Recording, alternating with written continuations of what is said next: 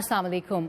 Washington DC के independence Avenue पर वाक़ वॉइस ऑफ अमेरिका के स्टूडियो से आप देख रहे हैं इंडिपेंडेंस एवेन्यू। मैं हूं आयशा खालिद।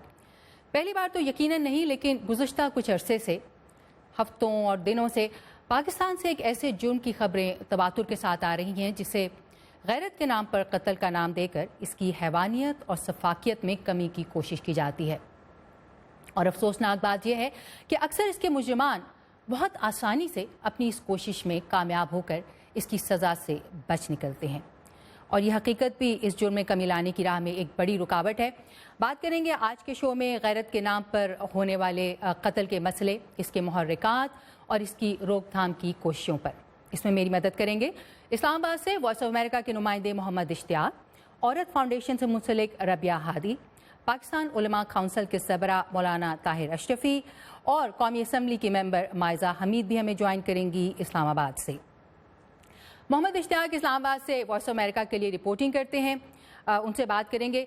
इश्तियाक, कारोकारी या गैरत के नाम पर कत्ल के जो दस्तयाब आदाद शुमार हैं वो मैं चाहूँगी कि आप वो हमारी ऑडियंस से शेयर करें। जी, 2015 में जो गैरत के नाम पर कत्ल किए गए उसके हवाले से गुज़श्ता माह ही इंसानी हुकूक कमीशन जो पाकिस्तान है उन्होंने अदाद शुमार जारी किए, जिनके मुताबिक कोई 1100 खवातीन को गैरत के नाम पर कत्ल किया गया, जबकि 88 मर्द भी इसका निशाना बने। रिपोर्ट में जो खास बात ये भी बताई गई कि गैरत के नाम पर जिन मर्द व खवातीन को निशाना बनाया गया उनमें कम अज कम 170 कमसिन या नाबालिग थे।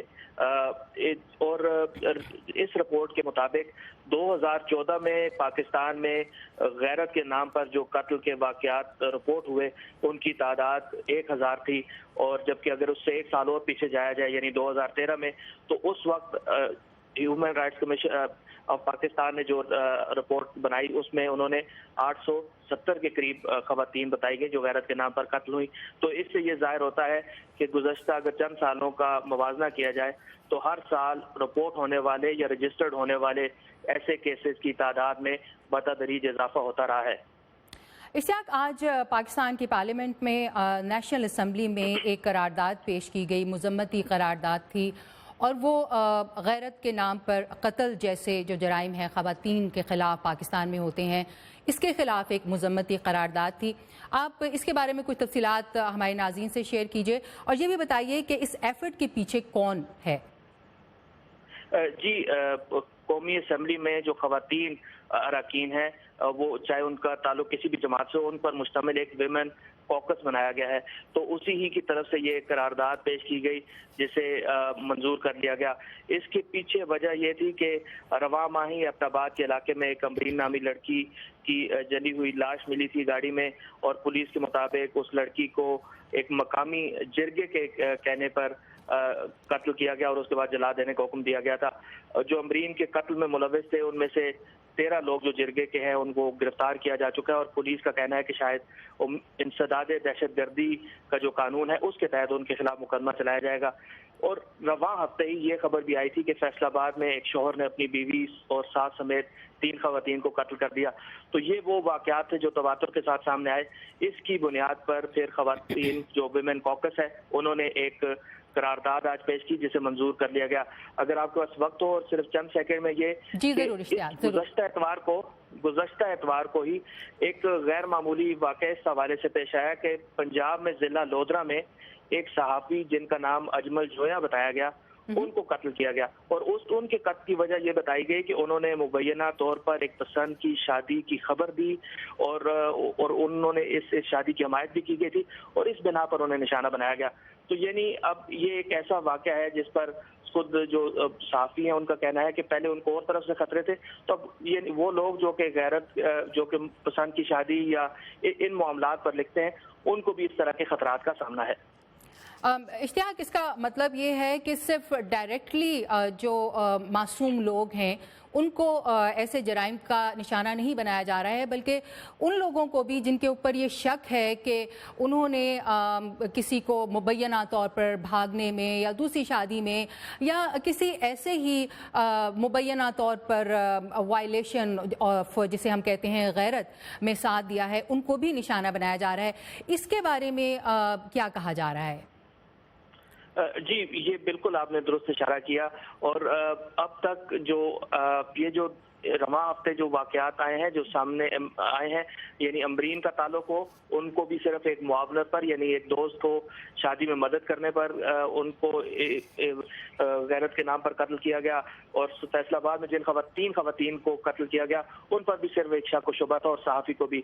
लेकिन जो हुकूक निस्वा के लिए सरगर्म कारकुन हैं, चाहे वो मर्द हों या खवातीन, उनका ये कहना है कि अमूमन जो तशवीशनाक बात यह है कि इस तरह के मुकदमात में पैरवी उस तरह नहीं होती, और अमूमन लोग बच निकलते हैं या छूट जाते हैं। और उसकी वजह ये होती है कि जो लोग इन लोगों को निशाना बनाते हैं, खवातीन को गैरत के नाम पर कत्ल पे, वो उनके करीबी ही रिश्तेदार होते हैं। तो करीबी रिश्ते होने की वजह से खानदान के जो दीगर अफराद हैं, आगे चलकर जब मुकदमात चलते हैं तो उस दौरान वो उन्हें अमूमन माफ कर देते हैं। तो ये वो चीजें हैं जो कि इस सारे मामले को मजीद गंभीर बना रही हैं। Thank you Ishtiaq, thank you very much. इस वक्त हमारे साथ टेलीफोन लाइन पर मौजूद हैं मौलाना ताहिर अशरफी, जो कि पाकिस्तान उलमा काउंसिल के सरबराह हैं। मौलाना साहब, हमारे शो में शिरकत का बहुत बहुत शुक्रिया। मौलाना साहब, हमारे नाज़रीन के साथ शेयर कीजिए कि गैरत के नाम पर जो कत्ल है उसकी इस्लाम की रूह से क्या आप कहना चाहेंगे? क्या इस्लाम में इसकी गुंजाइश है? इस्लाम इसके बारे में क्या कहता है? मैं गुजारिश करूं कि मोहम्मद अरबी सल्लल्लाहु अलैहि वसल्लम इस दुनिया में तशरीफ जो लाए, और जो उनके आने के मकासद में से एक मकसद औरत का एहतराम भी था कि औरत को एहतराम दिलवाया जाए। आप सल्लल्लाहु अलैहि वसल्लम की आमद से पहले बेटियों को जिंदा दरगोर किया जाता था, और इसी तरह गैरत के नाम पर कत्ल कर दिया जाता था। लेकिन आप सल्लल्लाहु अलैहि वसल्लम ने आकर औरत के, बेटी के सर पर हाथ रखा, और इस्लाम की पहली गवाही भी एक खातून है। इस्लाम की पहली गवाह एक खातून है। इससे आप अंदाजा लगाएं कि इस्लाम में औरत का क्या मकाम है। और इस्लाम अगर कोई गैरत के नाम पर कत्ल करता है तो उसकी दो सजाएं मुकर्रर करता है। एक सजा तो कत्ल की है, और एक सजा फसाद फिल अर्ज की है, जो उसके इस अमल की वजह से और लोगों को भी जो है वो इस तरफ जो है ऐसा अमल करने की समझ ले कोशिश करेंगे, और लोग भी इस तरफ रागिब होंगे। तो लिहाजा फसाद फिल अर्ज की भी उसको सजा दी जाए। हमारे यहाँ बदकिस्मती ये है कि हम अपनी रिवायात को इस्लाम का नाम दे देते हैं।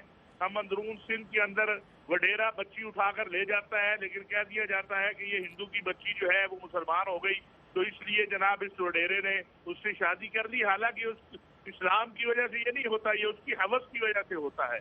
इसी तरह बेटियों को कत्ल किया जाता है, बहनों को कत्ल किया जाता है, बीवियों को कत्ल किया जाता है, और कह दिया जाता है कि जी गैरत और इस्लाम बड़ा बागैरत दीन है, और वो बेगैरती करके इंसानों को कत्ल, ये बेगैरती है कि आप अपनी बहन को, बेटी को, बीवी को कत्ल कर दें। ऐसे लोगों के लिए इस्लाम जो है अपने अंदर कोई गुंजाइश नहीं रखता, और ऐसे लोगों के लिए कतई तौर पर कोई रहम का जज्बा नहीं होना चाहिए।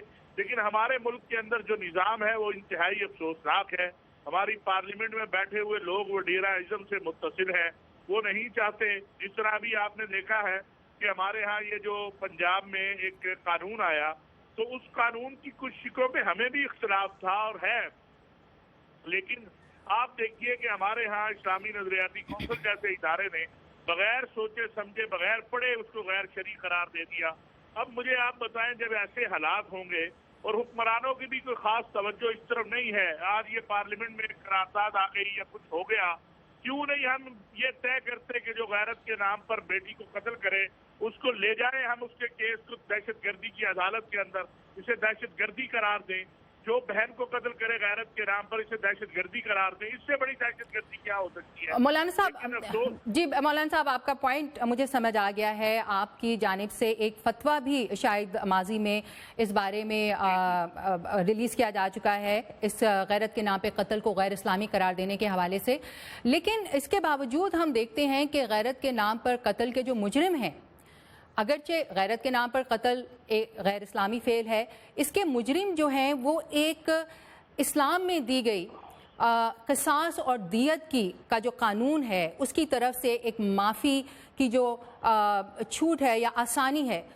अक्सर غیرت کے نام پہ قتل کے مجرم جو ہیں وہ قصاص اور دیت کے قانون کو استعمال کرتے ہوئے اس کی سزا سے بچ نکلتے ہیں. آپ کا اس بارے میں کیا کہنا ہے؟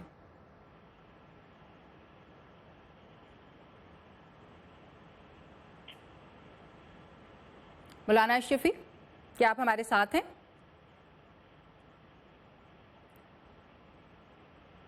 مولانا صاحب، کیا آپ ہمارے ساتھ ہیں؟ کیا آپ ہمیں سن سکتے ہیں؟ تو اشتیاق، یہ میں جاننا چاہوں گی، آپ نے ہمیں فیکٹس اینڈ فگرز دیے، کیا آپ کے پاس کچھ ایسے بھی اعداد و شمار موجود ہیں جو کہ ہمیں بتائیں کہ غیرت کے نام پر قتل جو ہو رہے ہیں، کیا ان کے واقعات میں اضافہ دیکھنے میں آیا ہے؟ دیکھیں، اب تک جو پاکستان میں یہ جتنے بھی اعداد و شمار آئے ہیں، انہیں سیکنڈری یعنی ثانوی اعداد و شمار کہا جا سکتا ہے. ثانوی اس لیے کہ یہ اعداد و شمار وہ ہیں جو کہ اخبارات پہ، ذرائع ابلاغ کے جو دیگر ذریعے ہیں ان میں رپورٹ ہوتے ہیں یا پولیس کے پاس ان کا اندراج کیا جاتا ہے، اور وہیں سے جو تنظیمیں ان کے لیے کام کرتی ہیں وہ اکٹھے کرتی ہیں یہ اعداد و شمار. تو یہ نہیں کہا جا سکتا حتمی طور پر یا کوئی سائنٹیفکلی کوئی ایسا طریقہ کار موجود نہیں ہے جس کی بنیاد پہ یہ کہا جا سکے کہ یہ بڑھ رہے ہیں. البتہ یہ ضرور ہے کہ جو بھی ادارے، جو بھی غیر سرکاری تنظیمیں اس حوالے سے کام کرتی ہیں، ان کا ایک موقف یہی ہے کہ یہ عموماً جو تعداد رپورٹ ہوئی ہے اس سے کہیں زیادہ ہے. اس کی وجہ یہ ہے کہ یہ جو ابھی تک کیسز رپورٹ ہوئے ہیں یا جو سامنے آتے ہیں، ان میں سے زیادہ تر تعداد پنجاب اور اندرون سندھ کے علاقوں سے ہے، جبکہ بلوچستان جہاں کے قبائلی نظام ہے اور اس کے بارے میں وہاں سے رپورٹ ہونے والے کیسز کم ہیں. اس لیے بلوچستان سے میں جن خواتین کو اس طرح نشانہ بنایا گیا ان کی تعداد بہت کم رپورٹ ہوئی. تو کوئی سائنٹیفک ڈیٹا نہیں ہے، یہ ثانوی اعداد و شمار ہے، لیکن سب کا یہی ماننا ہے کہ یہ تعداد جو رپورٹ کی گئی تعداد ہے اس سے کہیں زیادہ ہو سکتی ہے. تھینک یو اشتیاق. اور اسی بات کو ہم لے کے آگے بڑھتے ہیں. ربیہ ہادی عورت فاؤنڈیشن کے ساتھ منسلک ہیں. ان کی آرگنائزیشن پاکستان میں غیرت کے نام پر قتل یا کاروکاری کے اوپر خاصا تحقیقی کام کر چکی ہے. Rabia, human rights commission of Pakistan کے مطابق ہر سال 1000 سے زائد خواتین کو غیرت کے نام پر قتل کر دیا جاتا ہے. حال ہی میں یکے بعد دیگرے ہونے والے واقعات سے تاثر ملتا ہے کہ ان واقعات کی تعداد میں اضافہ ہو رہا ہے. کیا ایسا ہی ہے؟ آپ کی تحقیق کیا کہتی ہے؟ جی، جیسے کہ ابھی اشتیاق کہہ رہے تھے کہ کوئی پرائمری ڈیٹا اس کے اوپر موجود نہیں ہے، لیکن کچھ ڈسٹرکٹس کے حوالے سے یہ ہے کہ کہیں پر کیسز کافی انکریز ہوئے، خاص طور پہ ایک جو ٹرائنگولر بیلٹ ہے پاکستان کی، انٹیریئر سندھ، انٹیریئر پنجاب اور انٹیریئر بلوچستان، جہاں ٹرائبل کسٹمز ہیں، اسٹل ٹرائبل وہ رول آف لا ایک طرح سے ہے، تو وہاں یہ چیزیں بہت زیادہ سامنے آتی ہیں. اور دوسری جو سب سے بڑا فیکٹر جو ہے اس کا ریزن کہ بچیاں جو پڑھ لکھ گئی ہیں وہ کلچر سے ڈیویٹ کرتی ہیں، لوکل نارمس کو بریک کرتی ہیں، اور دے گو فار چوائس میرجز اور چیزوں، اور مین ریزن بھی اس کے یہ نظر آتے ہیں. تو کیسز جی ہاں بالکل بڑے بھی ہیں، اور وہ ایکسیپٹ نہیں کرتی جو ٹرائبل نارمز ہیں، اور وہ اس سے جب ڈیویشن پہ جاتی ہیں تو الٹیمیٹلی ان کو آن دا نیم آف آنر. اور مین کازز یا موٹیو بیہائنڈ دیز ایشوز یہی ہمارے پاس آتا ہے، یا اس کو اڈلٹری یا فحاشا یا یہ all kind of word use کے وہ، یا چوائس میرج ہے، اور یہی کی ورڈز ہیں جس کے اوپر they were killed on the name of honour یا لینڈ رائٹس کے حوالے سے. ربیہ، عورت فاؤنڈیشن اور خواتین اور انسانی حقوق کی دوسری تنظیمیں غیرت کے نام پر قتل کے جرم میں کمی نہ ہو سکنے کی ایک بڑی وجہ اس کے مجرمان کو قرار واقعی سزا نہ ہونا بھی قرار دیتی ہیں. ہمیں علم ہے کہ کاروکاری کے کیسز کی بڑی تعداد رجسٹر ہی نہیں ہوتی، لیکن جو کیسز رجسٹر ہوتے ہیں ان میں سزا کا ریشو کیا ہے؟ آج تک تو کوئی ایسا کیس، میرے 10 سال ہو چکے ہیں مجھے اس فیلڈ میں، کوئی ایسا کیس نہیں ہے جس میں کنوکشن ہوئی ہو. ایف آئی آر پروسیس ہی نہیں ہوتی، اور یہ موسٹلی ہائی اپس انوالو ہوتے ہیں اور اس میں وہ آگے تک نہیں جاتا. دوسرا جو سب سے مین کمپوننٹ ہے جو اس کے اندر لا کے اندر لغوناز ہیں، 2004 میں امینڈمنٹ آئی تھی جس کے اندر یہ تھا کہ اس کو کرمنلائز کیا گیا، بٹ اگین دا قصاص اینڈ دیت کمپوننٹ از دیئر. تو جو پیرالل سسٹم ہے، شریعہ کی پلی لے کے وہ معافی نامہ ہو جاتا، اور جو بھی پرپیچویٹرز ہوتے ہیں وہ ضمانت پر رہا ہو جاتے ہیں اور ڈسپیوٹ ریزالو ہو جاتا ہے. اب اس کی بڑی وجہ آپ کی تحقیق کے مطابق، سوری مجھے آپ کی آواز جو ہے وہ کٹ رہی ہے. جی، آپ کی تحقیق کے مطابق اس کی سزا کی ریشو میں کمی ہونے کی بڑی وجہ کیا ہے؟ کمی کا جو میں نے آپ سے کہا کہ میجر ریزن ایک تو یہ ہے کہ وہاں پہ جو کیسز آتے ہیں رپورٹ ہوتے ہیں، کوئی rescue mechanism, response institutions, police is not trained enough کہ ان کیسز کو ڈیل کر سکے. سیکیورٹی کا ایشو بہت زیادہ ہوتا ہے کیونکہ عموماً یہ کیسز ٹرائبل ایریا سے یا فیوڈل اس سے ہوتے ہیں، تو وہاں پر کوئی میکینزم نہیں ہے. سندھ کے اندر انٹیریئر سندھ میں دے فارم کا کاروکاری سینٹر، بٹ وہاں ان کو ریسکیو کرنا ڈیفیکلٹ. وہ ہر کیس اسلام آباد تک نہیں آ سکتا for safety. First initial step تو یہ ہوتا ہے. پھر registering an F I R, power structures ہیں، پولیس آپ کا کیس رجسٹر نہیں کرتی. اینڈ اگین پھر اس میں بہت سے ٹیئرس کے اوپر کام کرنے کی ضرورت ہے کہ پولیس ظاہر ہے کہ ایک سرٹن کیڈر کو ایک پاور اس کو ایڈریس کرتی ہے، ان کے کنٹرول میں. پھر judiciary is also under the pressure and control. پھر لا کے اندر اٹ سیلف جو آپ نے دے دی ہے کہ وہ ان کی بائسنس جوڈیشری کا، اور پھر اس کے ساتھ ساتھ ان کی جورسڈکشن ہے کہ کتنی سزا متعین کرتے ہیں. پھر وہ بھی ڈیسائیڈ کرتے ہیں اپنے اون بائسز پہ کہ غیر شرعی ہے، غیر اسلامی ہے. یا پھر وہ اپنی ججمنٹ میں، ہم نے یہ بھی دیکھا بہت سی ججمنٹ میں کہ وہ جج جو ہے اپنی بائسنس ریفلیکٹ کرتا ہے کہ اس نے خاندان کی عزت کو خراب کیا، یہ کیا. تو such kind of judgment we have seen in previous couple of year جو آئیں.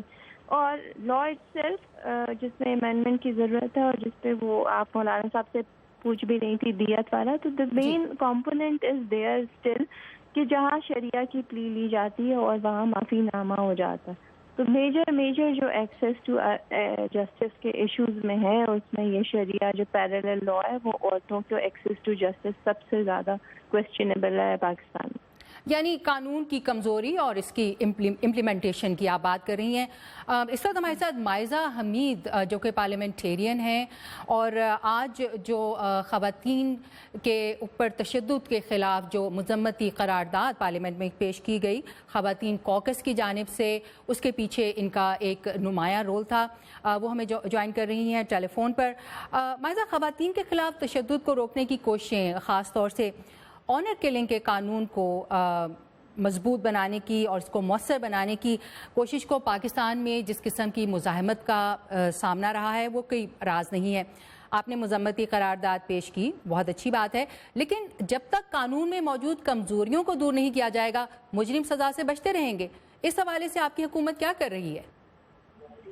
دیکھیں، سب سے پہلی بات تو یہ ہے کہ فرسٹ آف آل تو اونرشپ کی بات تھی. اونرشپ کوئی نہیں لے رہا تھا پولیٹیکل پارٹیز میں سے. تو میں یہ سمجھتی ہوں کہ ایک بہت بڑا مائل سٹون جو ہے ہم نے کور کیا جب ہم نے پرائم منسٹر نواز شریف نے اس چیز کی جو ہے آنر کلنگ کی جو ہے اونرشپ لی پبلکلی، جس کا ہیوج آن فلاٹ ہوا فرام دا ریلیجیس سرکل، اور اس کو بھی پرائم منسٹر نے بڑا بریولی فیس کیا.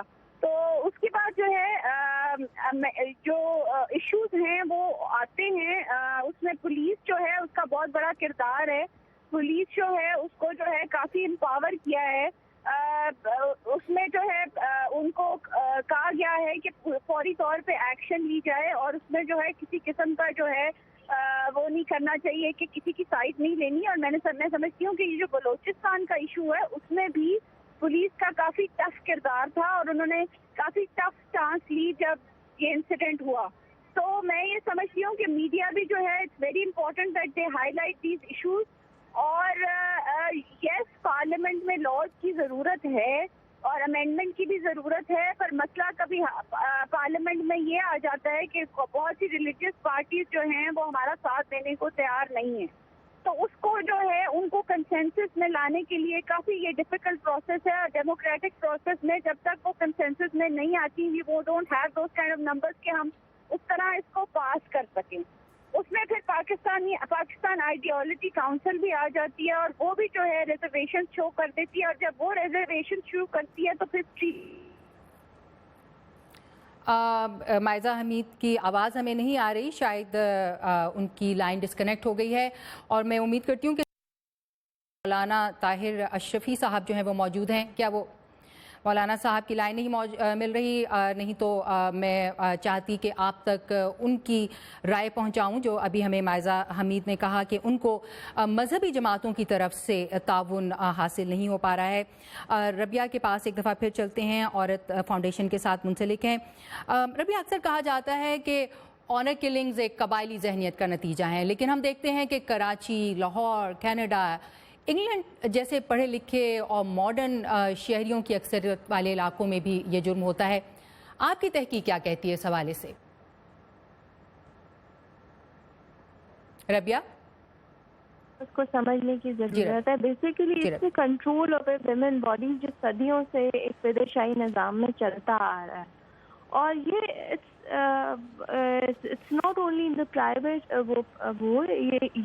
वो एक कंट्रोल मैकेनिज्म है कि उनकी मर्जी के मुताबिक वो मूव करेंगी, उनकी मर्जी के मुताबिक वो घर में कन्फाइन रहेंगी, और जब उस स्ट्रक्चर से उस फ्रेम से वो वायलेट करेंगी तो उनकी गैरत को ललकारेंगी। और ये वाला केस जो है, आप रेप के केसेस में भी देखें, rape is still tolerable in Pakistani society वहाँ पे। लेकिन अगर एडल्ट्री की बात आती है तो where two adults with consent involve, वो एक्सेप्टेबल नहीं है, because they want to control their body, the women bodies, उनकी तमाम मूवमेंट को, उनकी हर चीज़ को वो कंट्रोल करते हैं। तो ये जो control mechanism behind it, it's very important to understand. Tribal के साथ तो कनेक्टेड है ही है, लेकिन असल में यही सारे लोग जब शहरों में आते हैं तो वो जो ज़हनियत है वो तो नहीं बदलती। रबिया, आपकी राय में वो तो उसी तरह से है। जी हेलो जी, रबिया, आपकी राय में इस इशू पर कोई प्रोग्रेस होने में सबसे बड़ा हर्डल क्या है?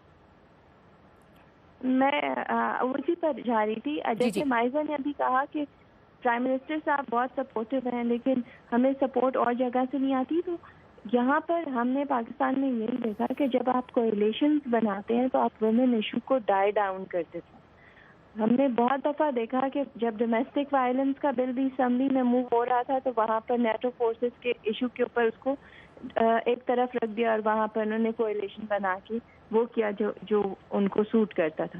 Same the case with Balochistan. इस वक्त जो कोएलिशन गवर्नमेंट है, जहरीज एंड वो फ्लोर ऑफ द हाउस पे कह चुके हैं कि ये हमारी रवायात है, ये हमारे कस्टम्स है, आप उनके साथ जाके कोएलिशन गवर्नमेंट बनाते, तो फिर तो लेजिस्लेशन नहीं होगी ना, फिर तो वहाँ क्लियरली इट शोज कि वो आपकी बिल ही नहीं है वो सारी चीज़ें करना। तो मतलब अगर आपको करना है और सीरियसनेस है तो वो उसमें टाइम नहीं लगता। आप जहाँ पे कमिटमेंट और जब वो आपको चाहिए, इकोनॉमिक कॉरिडोर की बात हो रही है या और चीज़ों पे बात हो रही है, तो वो लेजिस्लेशन तो फौरन होती है। But legislation related to women, उसके ऊपर हमेशा इशू रहे। दूसरा, my bigger objection is that कि पाकिस्तान एक इस्लामी मुल्क है, तो फिर आपको एक अलग इस्लामी बॉडी की क्यों ज़रूरत है कि वो हर चीज़ को देखे कि it has to be in line with. Rabia, इसी बात के ऊपर, थैंक यू रबिया, इसी बात के ऊपर मौलाना ताहिर अशरफी एक दफ़ा फिर हमारे साथ हैं। मौलाना साहब, welcome back to the show. मैं आपसे जानना चाहूँगी कि मायजा हमीद साहिबा जो कि मेंबर पार्लियामेंट हैं पाकिस्तान की, उनका ये कहना है कि जब भी इसके ऊपर मौसर कानून साजी की कोशिश की जाती है गैरत के नाम पर कत्ल जैसे जराइम को रोकने के लिए, तो मजहबी जमातों का ताउन जो है वो हासिल नहीं होता। आप इस बारे में क्या कहेंगे? देखिए, गुजारिश ये है कि अगर हुकूमत करना चाहे तो सब कुछ हो सकता है। हमने पंजाब के अंदर अल्हम्दुलिल्लाह, मैं ही लीड कर रहा था उस ग्रुप को कि 12 मुख्तलिफ मजहबी जमातों के कायदीन हुकूमत के साथ बैठे, जो सूफी साहब हैं इनके पंजाब हुकूमत के और राना सनाउल्लाह, और हमने अपनी 4-5 चीज़ें जो हमने देखा कि ये छोटी छोटी बातें हैं जिन पर हुकूमत ने इत्तेफाक भी कर लिया, वो हमने दे दी। लेकिन उसके बाद हुकूमत को अपने सियासी हलीफों को भी राजी करना होता है, और बाद औक़ात हुक्मरान ये भी चाह रहे होते हैं کہ ان کی خود بھی نیت نہیں ہوتی، وہ دوسروں پہ ڈال دیتے ہیں. مجھے آپ بتائیے، جب پنجاب کے اندر تقریباً تمام جماعتوں کے لوگوں نے سوائے ایک یا دو سیاسی جماعتوں کے حکومت کو جو تحفظات تھے یا جو اعتراضات تھے وہ دے دیے، حکومت اس پر راضی ہو گئی، تو پھر حکومت کو از سر نو دوبارہ چیزوں کو کھولنے کی ضرورت کیا تھی؟ اور جہاں حکومت نے کرنا ہو وہاں آپ دیکھتے ہیں کہ یہ راضی بھی کر لیتے ہیں، سب کچھ ہو جاتا ہے. تو یہ مذہبی جماعتوں کا مسئلہ نہیں ہے. یہ ٹھیک ہے، کچھ مذہبی جماعتیں عورت کے نام پر سیاست کرتی ہیں، کچھ تو عورت کے نام پر جو ہے وہ برداشت نہیں ہے، یہ کچھ لوگ ہیں. لیکن میں یہ بڑی ذمہ داری سے کہتا ہوں کہ وہ بہت تھوڑے لوگ ہیں. اگر حکومت واقعی میں پنجاب کی بات کر رہا ہوں، وہاں ہمارے ساتھ حکومت بیٹھی، ہم نے. لیکن مولانا صاحب سب سے زیادہ مخالفت عورتوں کے حقوق کے تحفظ کے لیے جو بل پنجاب حکومت لے کر آئی، اس کی سب سے زیادہ مخالفت مذہبی جماعتوں نے کی. نہیں، دیکھیں، وہ سیاسی ایک یا دو مذہبی جماعتیں ہیں اور وہ ماشاءاللہ حکومت کی حلیف بھی ہیں. وہ میاں صاحب جو ہیں ان کے ہاں جلسے بھی کر رہے ہیں، باقی سارا کچھ بھی کر رہے ہیں. لیکن جو علماء کو ہمیں بھی، میں کہہ رہا ہوں کہ پاکستان علماء کونسل کو بھی کچھ چیزوں پر تحفظات تھے. جب ہم نے اس پر بات کی، 12 رکنی ایک کمیٹی بیٹھی، ہم نے لکھ کر چیزیں دے دی، حکومت نے تسلیم کر لی.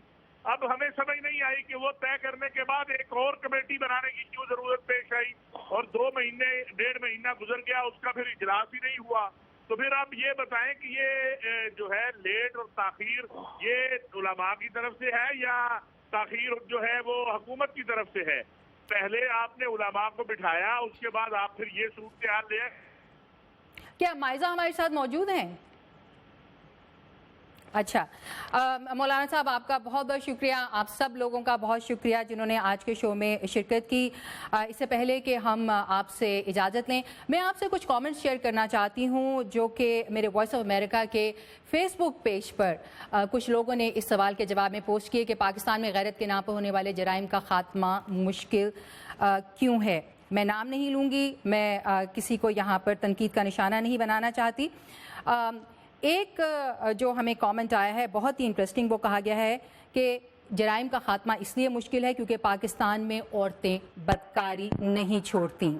ایک اور جو کامنٹ آیا ہے وہ یہ ہے کہ کیونکہ یہاں پر کوئی گراس روٹس لیول پر گورننس موجود نہیں ہے. اور ایک اور کامنٹ یہ آیا ہے کیونکہ ہم غیرت مند قوم ہیں. آپ نے رائے سنی کچھ لوگوں کی.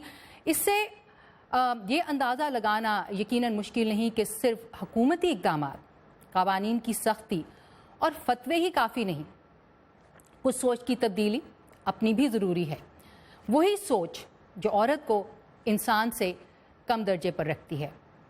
اپنا خیال رکھیے گا، اپنے آس پاس کے رہنے والوں کا خیال رکھیے گا اور اس بارے میں سوچئے گا ضرور. جانے سے پہلے میں کچھ اور کامنٹس آپ کے ساتھ کچھ پازیٹیو نوٹ پہ آپ کے ساتھ شیئر کرنا چاہوں گی. کہا گیا ہے کہ اس میں سب سے بڑا مسئلہ جاہلیت ہے، لوگوں کی تعلیمی شعور نہیں ہے لوگوں میں. سردار چودھری اور وڈیرا میڈیا، الیکٹرانک اور پرنٹ میڈیا، اگر کوئی واقعہ ہو جاتا ہے تو میڈیا، ٹی وی چینل اپنی ریٹنگ کی خاطر ایسی چیزوں کو بڑھا چڑھا کر پیش کرتے ہیں.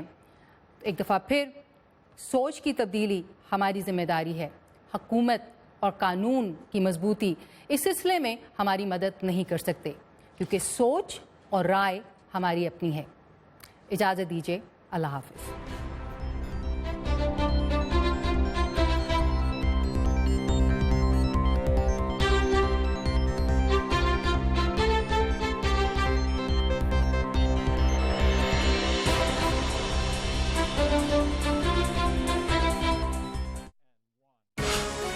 I'm Sonny Young from the sunny side of sports, and this is VOA. Follow us on Africa 54. Go to facebook.com/VOA Africa 54.